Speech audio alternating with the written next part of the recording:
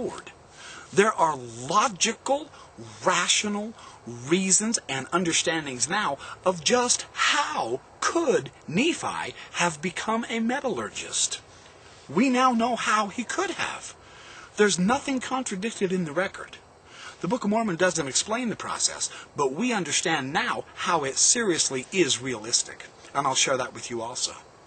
We understand how Nephi could make a bow and arrow after he broke his bow. And only at this place in Saudi Arabia could he do that. It's fascinating. Everything fits. Nothing contradicts. The Book of Mormon is 100% plausible. And now I'm going to go into some of the details with you. And this is where I'll repeat a little bit, of course, because each scholar has their own contribution to make. Through the course of the repetition, you see the power of it, though. Because no two expeditions find contradictory informations. And they use the Book of Mormon as a guidebook on the frankincense trail. Now, they do have some differences. Yes, this is true. They do have some differences. But there is nothing contradicted with the 6 or so, 7 or 8 or 9 various expeditions that have occurred. And you're right, I don't know if there's been 6 or 7 or 8 or 9 or 12. George Potter has been over there for 14 years, employed in Saudi Arabia. And he has said in his writings, in his materials, that he's been back to that desert area numerous times. So I'm not exactly sure how much he's done. But what he's found is simply staggering. It's really interesting. It's grounded in fundamental reality. So we can thank him for his fantastic materials. On the internet, he is called the Nephi Project. You need to look into that.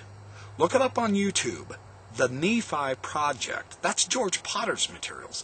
I signed up for their newsletter and I'm in contact with them. And they're doing a magnificent work because they can. They're there.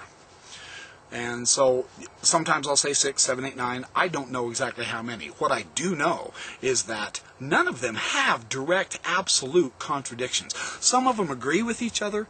Some of them have proposed as a speculation some ways that Lehi and Sariah, why they would have taken 8 years to go through that terrible place instead of just like 4 to 6 months like the ancient frankincense traders did. We honestly don't know, but we know where they went.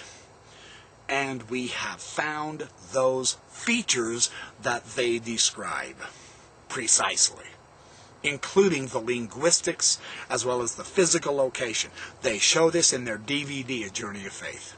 It's fantastic. So I'm going to get into the details now. Good morning, a new day. I came out in this forest. I'm just about 50 feet away from my camp, but it is really a thick and beautiful forest here. It's something else. I'm going to try to expound a little more on this issue of Lehi's trail. I gave you the outline by Daniel McKinley. It's a little bit stormy. It's off and on, and it's sort of windy. I hope I'm kind of sheltered from the wind in this forest. Beautiful. There's squirrels all over, too. But the brightening light on the journey of Lehi and Sariah, where he gave the timeline of the increasing amounts, quality and quantity of research into all the facets of the Arabian desert journey of Lehi and Sariah. Oh, there's my little buddy. I interrupted him. I've been following this squirrel. He's building a nest or something. Kind of a cute little character. They're smaller here than they are in my hometown. They are. There's something else.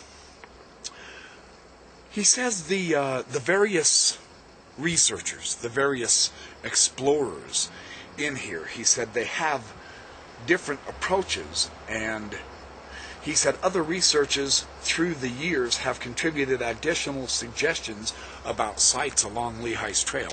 Sometimes there's not complete agreement between the various scholars on what the sites are, because there's more than one candidate. Now this is an interesting situation. On the Valley of Lemuel, on the place that the Nephites called Shazer, on the idea of Bountiful and where it is. It's not that there's nothing there. It's not that there are no candidates. It's that there are more than one, which is a bonus, even though we'll never actually have proof positive, because of course we'll never be in the past with Lehi and Sariah. But the geographical candidates are there, and sometimes there's many. And that's interesting. Joseph Smith gave us one heck of a production with this description of a desert journey. And he did that from the forests of New York. Very interesting.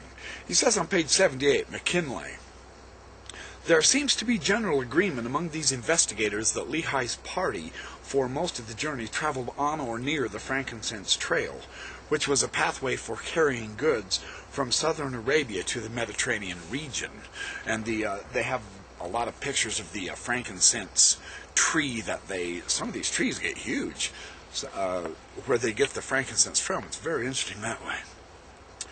On page 79, he says, Nephi tells us that after his family left Jerusalem, they traveled by the borders near the shore of the Red Sea for 3 days. And then they pitched their tents in a location that Lehi called the Valley of Lemuel. That's 1 Nephi 2, 5, and then verse 14 also. Guided by Nephi's comment that the river Laman emptied into the fountain of the Red Sea, in verse 9 of his account, and near the mouth thereof, in verse 8, Nibley guessed that the first camp was at the Gulf of Aqaba at a point not far from the Straits of Tiran. Lehi may have been standing on the sides of Mount Musafa or Mount Medisha. So see, we don't have anything real secure, but the locations as they describe it, we can find actual places that fit those locations. There's more than one. The geography is in essence correct, not incorrect. Nephi doesn't mention a mountain when what we find is a lake. That's what I mean by being correct. He says the Hiltons concluded that the Valley of Lemuel was an oasis, al-Beda or al-Bad, in the Wadi el-Afal or Ifal in Saudi Arabia. This would be approximately 75 miles south and east of Aqaba. There are springs in this valley, but streams run seasonally after torrential rains. Now, George Potter proposed that the Valley of Lemuel was south of Aqaba at Wadi Tayyib al-Izm, that is the Valley of the Good Name, between Bir Marsha and Al-Bad near the waters of Moses. It empties